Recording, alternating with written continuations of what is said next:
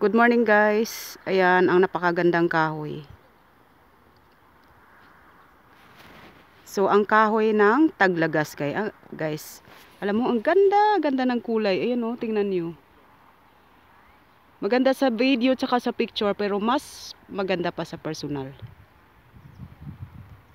Grabe guys, grabe. Sabi ko sa inyo ang ganda oh. Hindi ako aalis dito na hindi ko talaga siya binidyohan. Pero hindi man magagalit sa akin yung may-ari kasi nga hindi naman yung bahay nila binibidyo ko eh. Itong kahoy. Itong kahoy lang naman. Hindi na ako magsasama ng kung ano-ano. Kasi alam ko naman yun eh. Dahil ito yung napakaganda lang talaga at nadaanan ko siya.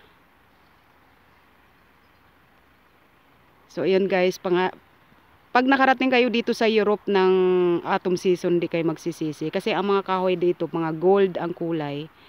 At ang mga dahon ay nagsisilagasan na ang ganda-ganda ng kulay. Thank you guys so much sa pagpanonood nyo. Thank you.